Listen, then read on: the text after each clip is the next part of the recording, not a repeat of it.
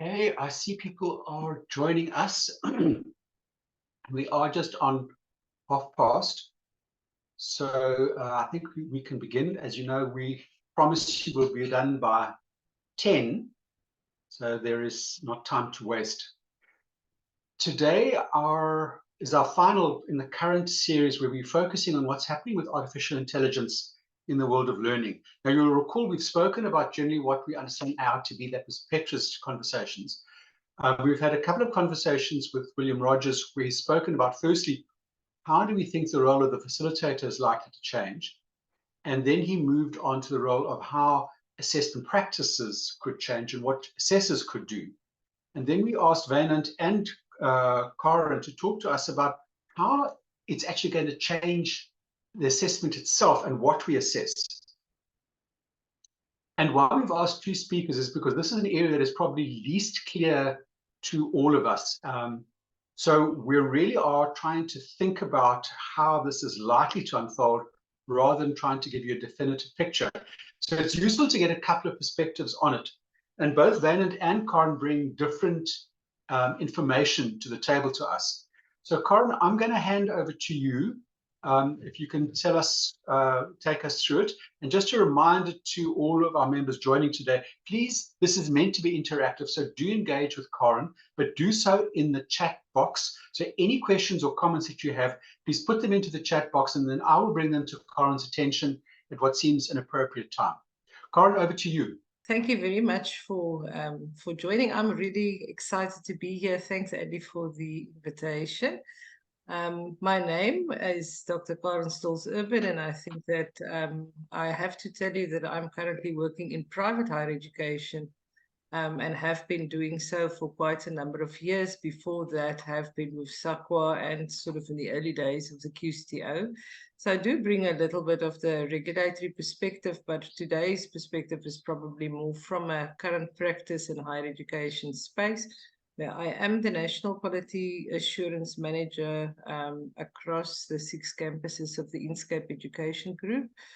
And we specialize in design education, so I bring that particular lens also to this conversation. So I'm going to share my screen and just jump in right away. Can you see it? Is it? Yeah, you're good to go. It's visible. Good. Fantastic.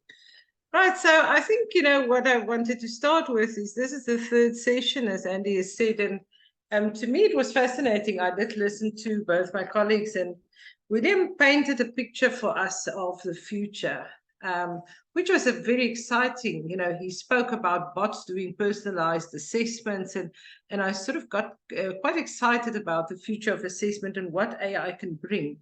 And I think Vainant brought us back a little bit into the current situation. And I think what stands out for me about what Vainant said was, we currently have more questions than answers. And it's actually good to be asking questions rather than jumping to conclusions quickly, So I want to build on that. And I think that I also want to then ask questions. And it's really, how do we approach assessment? How do we think about assessment? And how do we change the discourse around assessment, considering AI and all the other disruptions that we have been facing in this field? So I want to remind you about some of those disruptions. It's not just AI. Do you remember when COVID first started? And we all had to stay at home, and all of a sudden all of us had to learn to teach online, people who have not been doing that so far because we were used to a contact space. And what happened to assessment back then is all of a sudden all assessments had to be either open book, online, all sorts of other things, because students could not come to class to write a traditional pen and paper exam.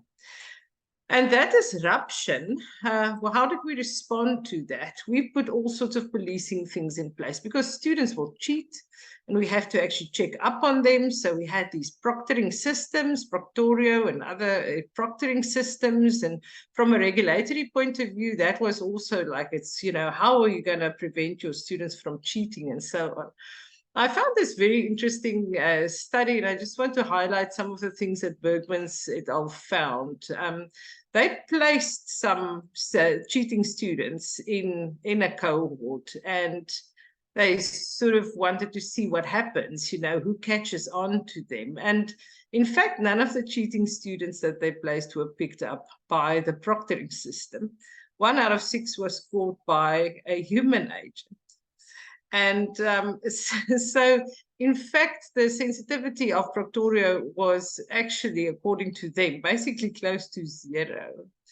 All that happened there is the majority of students believed that you may be caught, and it sort of deterred them. They said that it would deter them from cheating. So it's more or less like giving your child a Smartie when they say they have a headache. It's more in the belief that this thing is going to help than the actual power of that Smartie in terms of healing a headache. And that's really what happened with the sort of proctoring. Carin, just a thought. Yes. Maybe just tell people, not everybody is necessarily familiar with proctoring.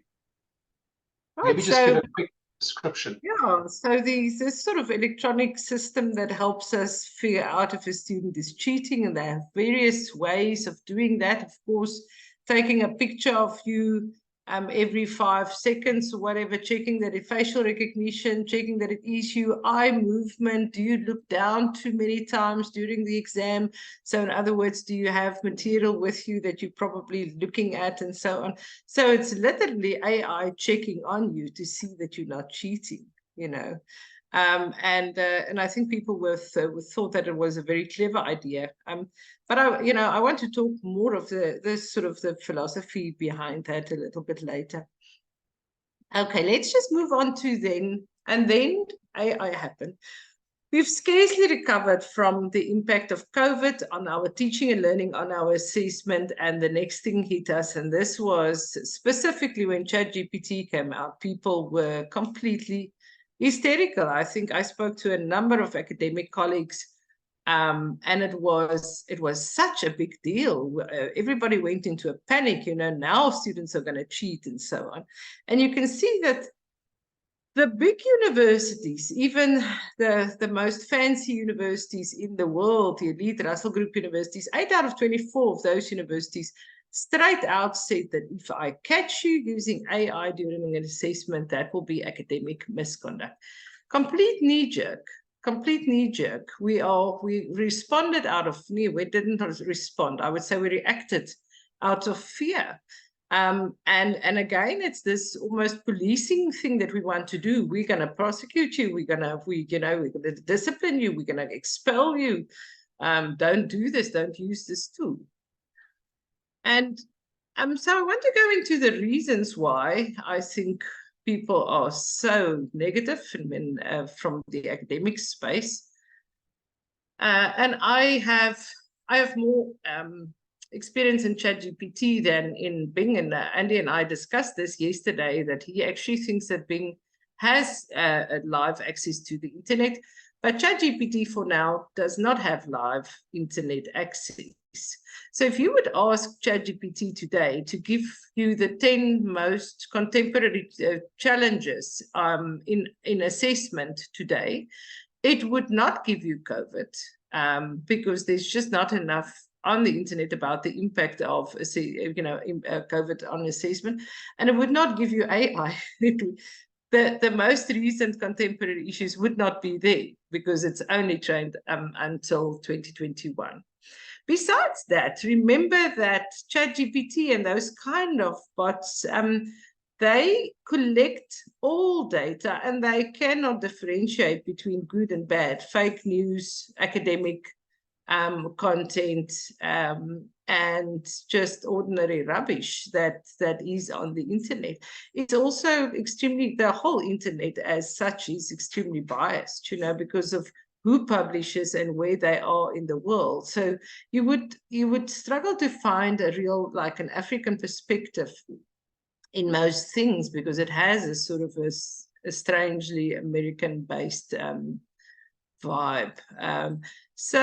But besides that, what do you do if you're using ChatGPT or similar bot to do your work for you? It curates from the broader internet, you won't have any scholarly intake there.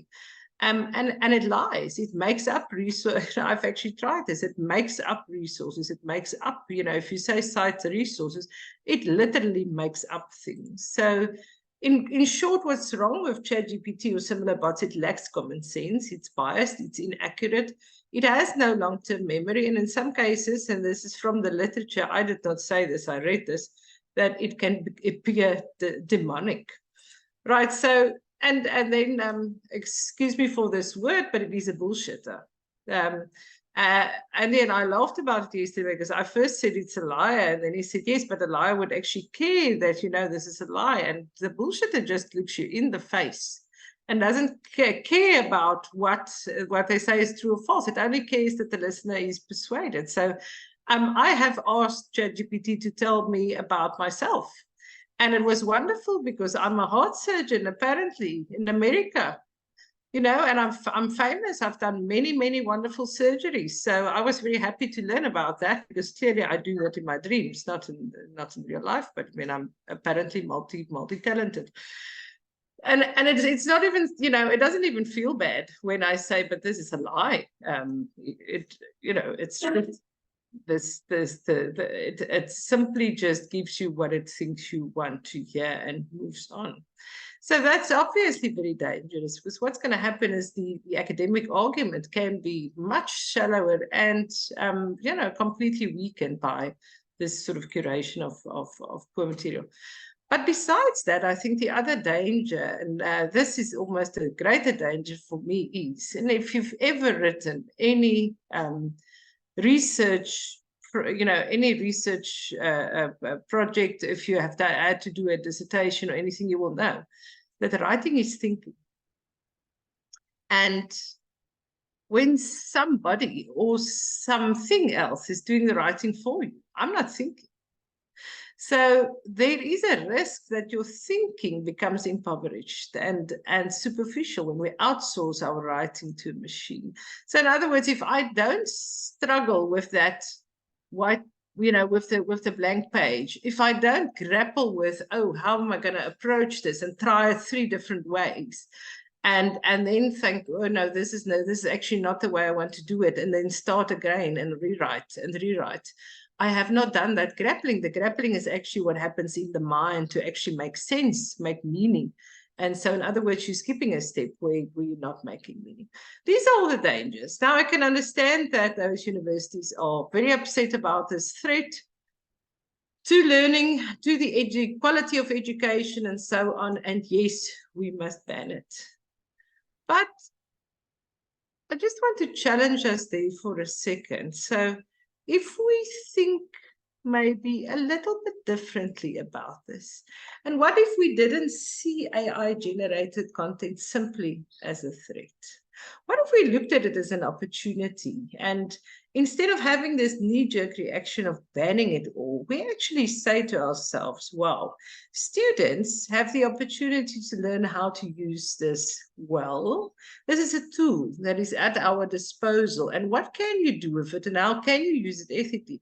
Because I can tell you now that in the workplace, and there's already a career or a job called a prompt engineer. So what I taught our students is prompt engineering is the new black. You have to understand prompt engineering. You have to understand how to write your prompts and to get the best out of it. And we decided to just embrace it, to just go with it and teach our students. I actually did sessions with our lecturers and I did sessions with our students to say, guys, use ChatGPT, and this is how we're going to use it. I trained our librarians, so when they do plagiarism sessions, we talk about how to use AI responsibly and ethically, and we built that in. So we actually trained them on how to do a good prompt, what to look for, how to see if you had, if you are dealing with a bullshitter, and sort of what you can use this for. And the moment that you put AI in its place, and it has a place, it is a donkey. It has to do your donkey work. It is a slave. You can tell it what to do, and it can do all the boring work for you. but it is not you, and it's not your master, but it can definitely not replace you. It cannot think creatively. It can only reproduce what other people have thought. So what do we want? Yes. So there's a question from me. So I can see two things seem to be important in the sessions that you run for your colleagues. So one is, how do you make a good prompt? Yes. I think there's some good stuff to learn there. But the second part of it says, so you're going to get back some stuff that's not going to be great. Some of it might be incorrect, etc., etc. So my thought went to, so obviously you must help people to develop some creative thinking skills. Was that also part of your approach, is to get them to challenge content and be critical about it? Absolutely, but we don't want, in our world, and obviously I work in a design world, there's much more AI actually dealing with images and so on. And then we have marketing, and so those qualifications where a lot of writing happens. But our approach, now we'll talk about our approach, is more of a, we have a continuous assessment, low stakes kind of approach. So we would literally say to the student, okay, so what I want you to do is you must give me your idea. And now you're going to ask AI the following 5 questions and, sort of, or help you to develop this idea and think about it critically. And you're going to submit that as part of your overall assignment. So you actually bring the AI in, show us how you've used it, and bring that in as a reference and bring that in as a source for yourself. So, and then obviously the checking is so important. So you're never going to believe what AI says. You cannot take it at face value. And we literally talk to our students about, remember, it's a bullshitter. So you are not going to get this thing to write for you. What you can do is you can say, please create an outline for me. What you can do is to ask it specific questions to help you to structure your thinking. What you can do is to help you with language editing and so on. But the work itself can never be done by AI. That's in any case not ethical, but it's also just not smart, because you're going to get rubbish. Which I think is the better logic. Actually, comment from a question from John Arneson. Can I assume you expect a higher standard from students as a result of allowing AI as part of the learning and assessment? Yes, John. John, and yes, thanks for that question. I think you can. I think that what we're actually saying in the workplace is the clever use of AI can increase productivity, right? And it can help you to produce at a greater standard in a greater speed. So the same will happen with a student. If the student is really, and prompt engineering, as I say, is the new black. If you're really great at prompting, if you know exactly what to ask and how to ask, and there's so many resources available on how to write your prompt properly. I write it as if I have to write something and I want to structure, say for example, I must write a transformation plan. Please structure. Give me a structure for a transformation plan that I can use that's suitable for the South African context. I will say to it, act as the quality assurance manager. Because the moment you give it that specific hat, it looks at it from that angle, it gives you better, so there's many of these sort of, and I'm not going to talk about prompting, but there's obviously ways that you can teach the student to do this better and to get better results. And it is so that you can actually, because it's a very handy tool. How did we do research before the internet? Wasn't academics also just as shocked and concerned when Google became available and information was at all our fingertips? That must have been a major adjustment. So before then, we went to the library and we had to look up with those little cards, So the world has moved, and it actually makes us, I think information is available easier, and that tool helps you to create better work. So the short answer, John, I think is yes. Okay, but you've got 10 minutes. Okay, my 10 minutes is just perfect. I think I'm fine there. So the challenge here is then to think about how do we think about assessment in this context. And I think if we then say that maybe we can use AI efficiently. Maybe we can actually use it to, you know, maybe it's a good disruptor. And I think disruptors are often, you know, it's sort of a catalyst for change, and it may be good change if we so use it. So I want to remind us of the origin of the word assessment, because this is, I think, where it comes down to. Assessment is at the heart of the student experience, and the Latin for, you know, the sort of root of this word is assidere, which means to sit beside.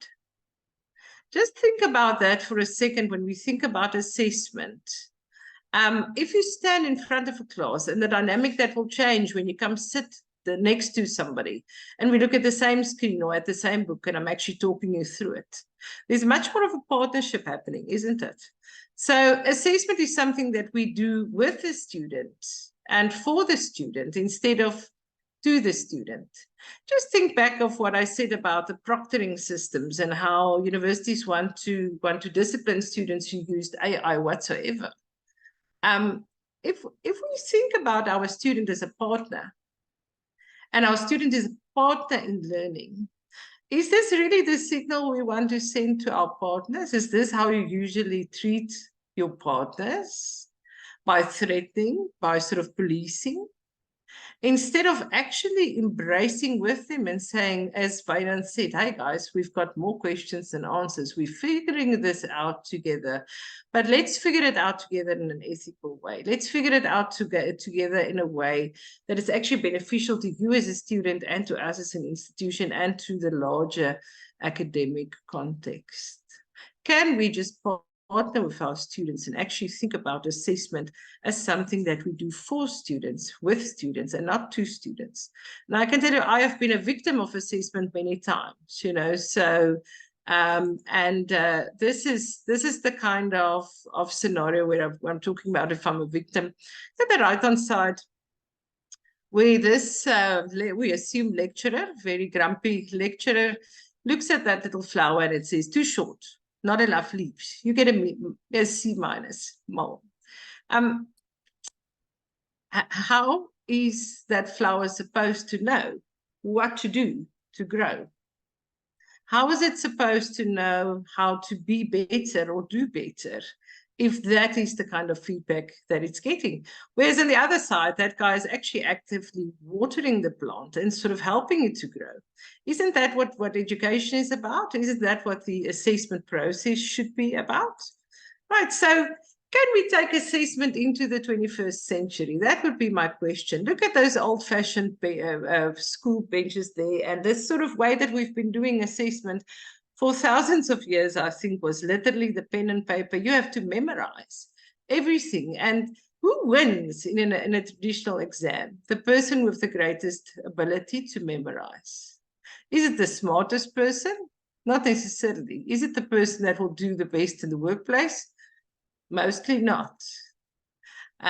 It's just the person who can memorize the best. Is that what we're testing? Is that what we're actually after? We want the person with the best memory. Is that what winning looks like to you in education? It doesn't look like that to me. So I think that we must move assessment into a new space. We must actually think about what are the new assessment principles. Now, how do we see assessment? The impact of things like COVID as a major disruptor and things like AI as a probably even bigger disruptor in terms of assessment, and how we then embrace that, how we use that, and how we actually think about assessment, what we're actually trying to test. What we're actually trying to test is critical thinking skills. What we're actually trying to test is the future skills that comes from self and peer assessment, where I actually learn to evaluate my own work and the work of my peers. That continuous assessment that helps me to grow, there's sort of one that where I have an idea, I discuss that idea in a classroom situation, and it's easy to do that with peers if you have large groups. Say, well, you have a peer discussion, you know, where most of our LMSs can accommodate those kind of interactions. And just, or if the students are physically in class, have a chat, talk to your peers, assess your peers' work, so you can actually do that. But that continuous assessment is so important because that's actually where the growth happens. And I can have my original idea and show through AI and how I've developed my idea that I'm actually developing and growing, whether it is a research project, whether it is, in our case, a creative, creative piece, an advertising campaign or whatever. I have one great idea. John always talks about the big idea in branding, John, and it's that thing. What's my big idea? And yes, I can help AI to, I can use AI to develop my idea, to ask questions about my idea and sort of to help me with some of the donkey work. But that one great idea can never come from AI. It must come from me as a human. And the assessment can actually then support me in growing that, developing that, and so on. If we talk about inclusiveness, we're obviously talking about the decolonization of the curriculum that must come into play in the way that we assess. And if we talk about authenticity, we're talking about simulating real world scenarios where you give a real world task to a student instead of asking them to write a theoretical question. That comes to the contextual application. The more of that there is in our assessment, the more there is the sort of let's do assessment for learning and let's integrate assessment as learning. It's part of the learning process. And we support the student through that process. We can use AI, we can incorporate AI into that process because the AI can never do the contextual application. It can never do the evaluation.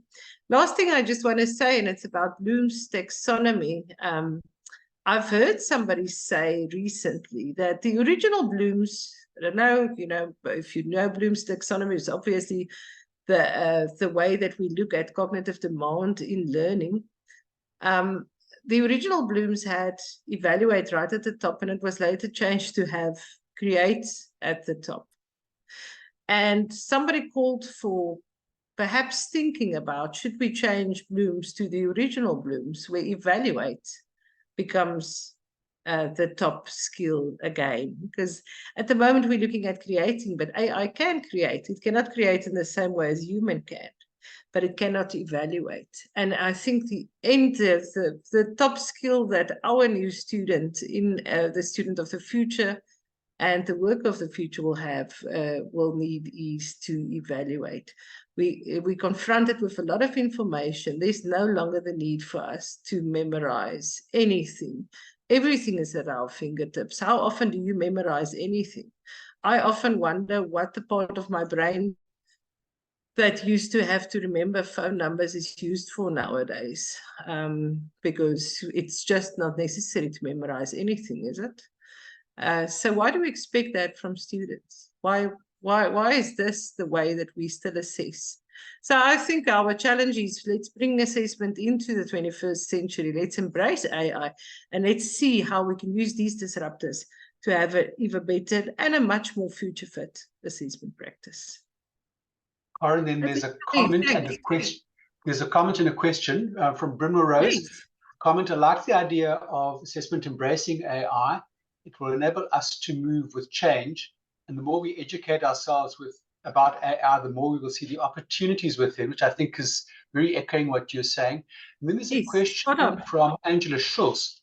How would an assessor apply a fair assessment where one learner has utilized AI whilst the other has chosen to work without the support of AI? And in brackets, perhaps the latter does not have the resources to effectively use ChatGPT.